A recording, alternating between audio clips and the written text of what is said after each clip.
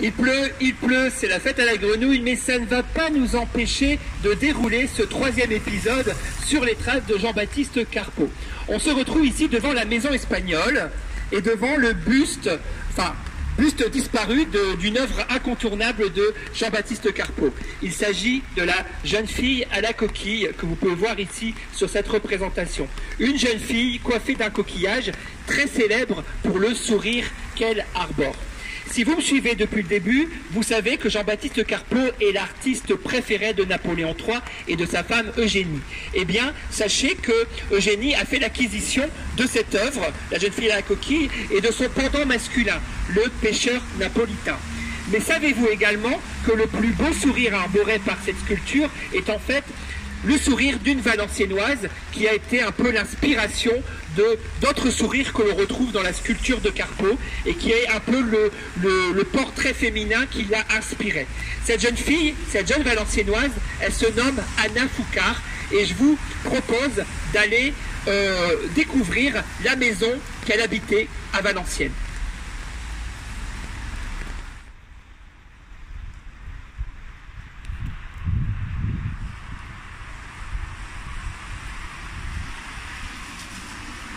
On se retrouve rue de Famars, je suis sous le porche de la maison de la famille Foucart. Vous avez vu cette belle maison bourgeoise, était la maison de Jean-Baptiste Foucart, l'ami intime de Jean-Baptiste Carpeaux, qui comme lui a une origine modeste mais qui va s'élever dans son métier et dans son talent. Jean-Baptiste Foucart est avocat, assez prestigieux avocat, notable de la ville de Valenciennes, mais également un peu artiste. Il est dramaturge et il va faire de cette maison un cénacle littéraire, un cénacle artistique, un lieu de rencontre pour tous ses amis artistes. Et c'est ici que Jean-Baptiste Carpeaux, dans ses fréquentes visites, va rencontrer la fille de Jean-Baptiste Foucart, Anna Foucart, qui va devenir en quelque sorte sa muse et qui va lui inspirer ce sourire que l'on retrouve sur de nombreuses œuvres de Jean-Baptiste Carpeaux. Alors, la figure féminine, je vous l'ai dit, c'est ce qui a séduit l'impératrice, c'est le regard que Jean-Baptiste Carpeaux pose sur la gente féminine. L'impératrice sera elle-même, on raconte, une inspiration pour Jean-Baptiste Carpeaux. Notamment, souvenez-vous, cette Vierge, Notre-Dame du Saint-Cordon, on raconte que c'est le visage de l'impératrice qui aurait été sa source d'inspiration. Mais Carpeaux a aussi des inspirations plus sombres, une part d'ombre, des œuvres un peu plus violentes. Et c'est ce que je vous propose de découvrir maintenant. On va retrouver Pauline devant la gare de Valenciennes. Elle aura sans doute un peu plus de chance que nous avec la météo. Pour vous présenter une des plus sombres œuvres, mais néanmoins magnifiques, de Jean-Baptiste Carpeaux, qu'on appelle Hugolin.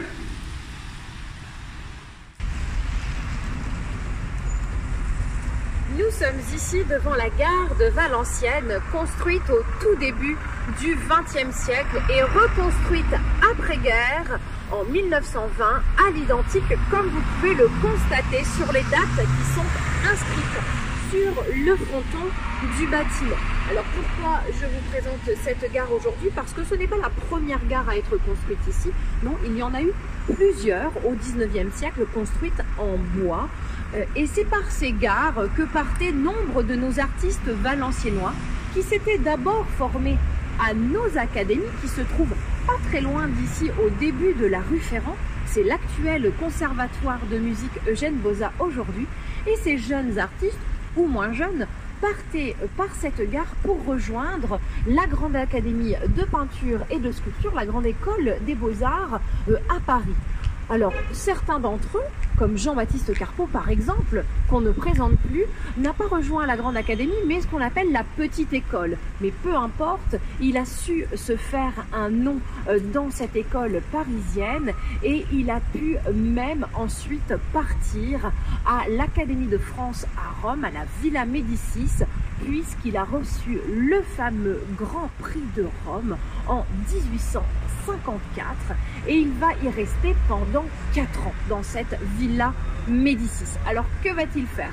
tous les ans, comme tous les élèves, il va envoyer des œuvres à Paris pour montrer l'évolution de son travail. Mais ce qui nous intéresse, nous, aujourd'hui, ici, sur le parvis de la gare, eh bien, c'est son dernier envoi, la dernière œuvre qu'il va envoyer de Rome. Et donc, quand vous sortez de cette gare, l'une des plus belles gares de France, eh bien, vous tombez nez à nez avec la sculpture d'Hugolin et ses fils. Donc, précisément, Hugolin, ses fils et petits-fils, hein, parce qu'on ne lui connaît que 3 enfants. Et là, vous pouvez constater qu'il y a 4 personnages, en plus du personnage principal qui est représenté donc sur cette sculpture, sur cette spondeuse. Alors, quel est réellement le sujet de l'œuvre? Eh bien, Hugolin est un personnage historique qu'on retrouve dans la Divine Comédie de Dante, qui est un texte littéraire italien. Et Hugolin était un tyran de la ville de Pise qui a vécu au XIIIe siècle. Alors, comme tous les tyrans, il s'est fait quand même très peu d'amis. Et parmi les habitants de la ville de Pise, il y avait notamment un archevêque qui était extrêmement puissant et qui a réussi à le faire condamner et à le faire emprisonné dans une tour où on va également l'enfermer donc avec une partie de sa descendance. Alors l'histoire a pu raconter jusque-là que finalement il va mourir de faim, puisqu'en définitive il n'est quasiment pas nourri dans cette tour et qu'il finira par manger ses enfants et petits-enfants.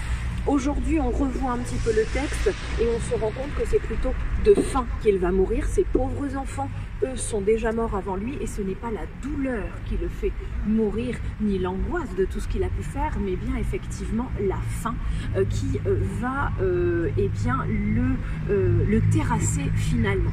Alors Carpeaux choisit ce sujet. Et pour tout vous dire, c'est pas du tout un sujet traditionnel, puisque, je vous le rappelle, donc à la Villa Médicis, quand vous êtes Grand Prix de Rome, le dernier envoi, la dernière œuvre que vous faites au bout des 4 ans de formation, ce doit être un marbre avec maximum 3 personnages. Ici, vous en comptez 5. Donc déjà, on voit qu'il ne se plie pas à ce qu'on lui demande. Il n'est absolument pas conforme au règlement. Et surtout, le sujet doit être mythologique, religieux ou historique. Et lui, comme je viens de vous l'expliquer, il choisit un sujet littéraire. Alors certes, littérature italienne, on pourrait dire que le directeur de la Villa Médicis à Rome pourrait être content de cette inspiration, mais finalement, c'est pas suffisant. C'est ni religieux, ni mythologique, ni historique. Qu'à cela ne tienne, il ira jusqu'au bout pour faire cette œuvre. Il s'est mis vraiment beaucoup de monde contre lui, notamment ce fameux directeur de l'Académie de France à Rome qui n'en peut plus et qui appelle même aussi le directeur de l'école des Beaux-Arts de Paris. Il a dit: que fait-on de ce monsieur Carpeaux qui ne fait rien comme les autres? Donc il va avoir des alliés très puissants, puisque Jean-Baptiste Carpeaux a notamment des amis dans la cour impériale, donc ça va vraiment l'aider. Et finalement, ça sera qu'en 1861, donc vous voyez, 3 ans plus tard, qu'il va réussir à réaliser son Hugolin.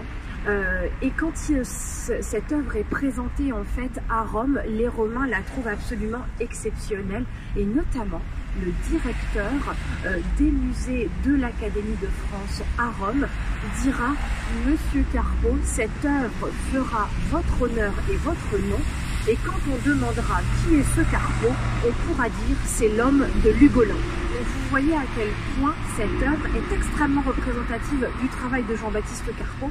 Et si on regarde effectivement encore une fois cette œuvre de plus près, on se rend compte qu'on est dans une expressivité exacerbée, là ici, dans un réalisme encore plus fort que ce qu'on peut imaginer. On voit toute la puissance, toute l'angoisse, toute la torpeur du sentiment là d'Hugolin, qui se rend compte qu'il est sur la fin de sa vie, qu'il a complètement finalement tout gâché.